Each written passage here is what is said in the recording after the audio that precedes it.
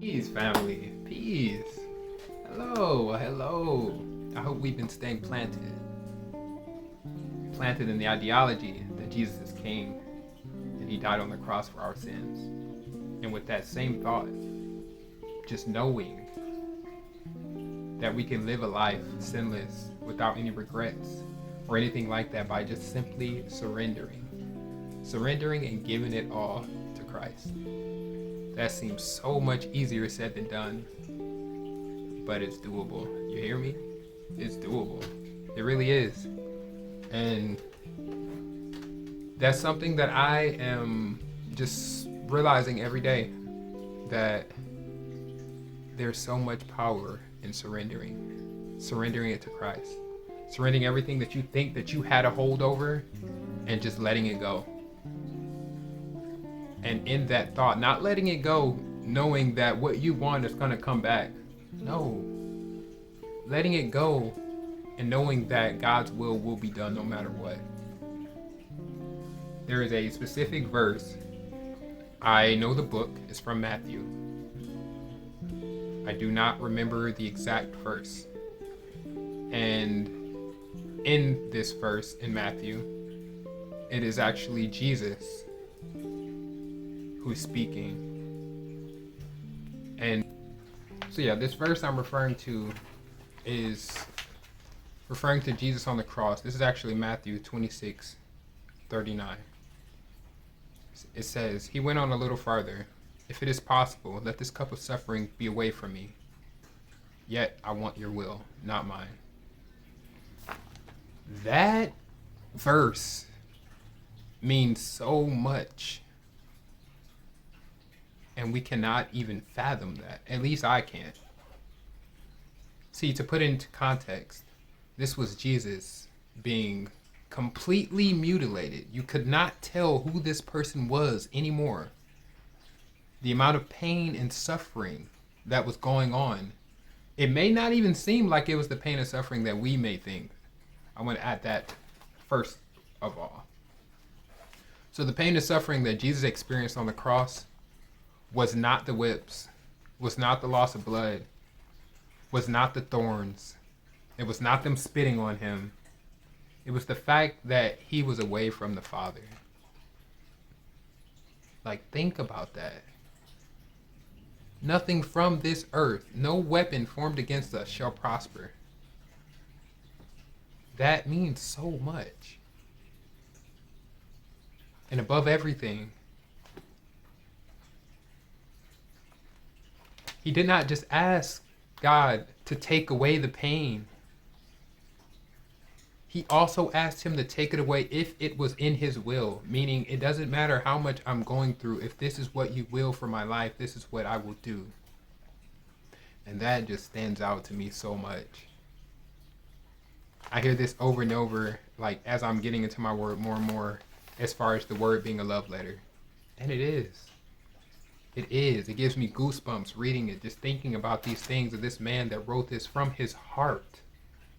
We write so many things from our ego, from our emotions, or say so many things, or create so many things from these things, and so little things are created from our true, genuine heart. Jesus was there 100% of the time. Like, that's crazy to me. Like, 100% of the time, he was there giving his 100% on everything that he went through, knowing the outcome, knowing what people would do to him. That's crazy. That's crazy. That's crazy. I don't care what anyone says, it is. So again, that was Matthew 26:39. And that, I will say, is probably one of my favorite verses, honestly. Because it just truly depicts how much Jesus really loved us, or loves us, using it as a present tense. Still loves us, loves you. And the thing about that is, it's not a specific thing in abundance, as if he loves all of us. He loves me, you, and your mother, and your brother all as one. No. He loves you individually. He knows every hair on your head, your tears in a jar. Like, he understands everything about you, as well as everything about me, my deepest desires, my deepest worries, my deepest fears. And it's individually, it's not as a whole. It's not all of his children, and it's everyone individually and together.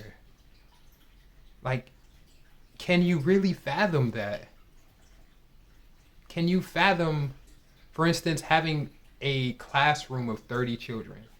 Because that's the normal number that most schools allow their teachers to have, like as far as a max. Imagine having a maxed out classroom of 30 students, knowing every single one of their names, what they did, what they're going to do, how many hairs that are on each of their heads, what they're going to do with their life specifically.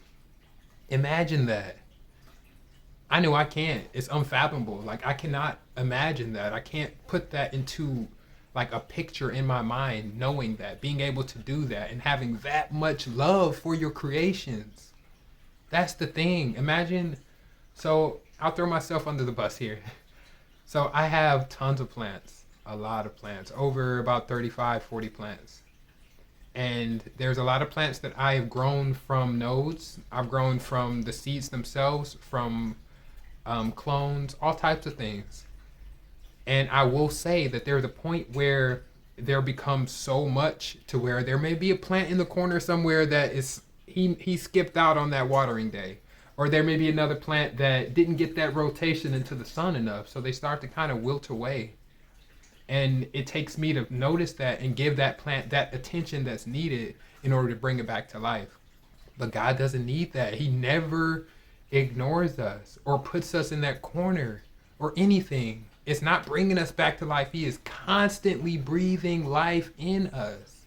That's beautiful. That is beautiful. And honestly, I feel the spirit just running through me. So this video could probably go about 10 or 15 more minutes, but we're going to cut it short right now and possibly just start another one for our new season. And so with that, I would like to say thank you for joining in. Thank you for just stopping for this 7 to 8 minutes just to hear what I have to say or what the Lord has put onto my spirit to say. I thank you. As always, stay planted, be peaceful, and I love you.